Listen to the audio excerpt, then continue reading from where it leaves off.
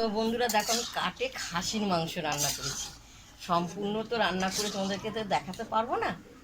খুব সুন্দর খাসির মাংস, আর কাটে রান্না করে খুব সুন্দর খাসির মাংসটা হয়। এই তো এবার চলো আমি জামাইকে খেতে দেবো। তো দেখো আমার জামাইকে আমি খেতে দিয়েছি, কি কি রান্না করেছি তোমাদেরকে দেখাচ্ছি। তো দেখো বেগুন ভাজা, ফুলকপি ভাজা, কুমড়ো ভাজা, পটল ভাজা, ভেন্ডি ভাজা, মাছের ডিম, ভাত। তার সঙ্গে আছে খাসির মাংস, চিংড়ি মাছের মালাইকারি, ভেজ ডাল, কাতলা মাছের কালিয়া, শাক, তো মাছের মাথা ভাজা।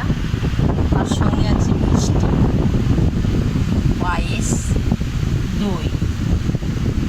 তার সঙ্গে আছে আম, স্লাইড, তো পাঁপড়, আর এলো লাস্টে স্পাইট। তো আমার জামার জন্য আমি এগুলো সম্পূর্ণ তৈরি করেছি। তো জামাই খাবে, টাটা দাও। তার সঙ্গে আছে শ্বশুর জামাই খাবে।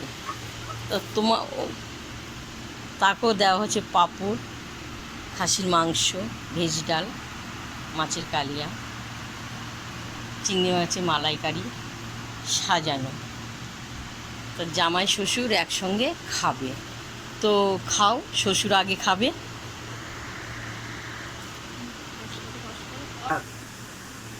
জামাই আমার খাচ্ছে, বাবা তুমি খেয়ে নাও, খাও।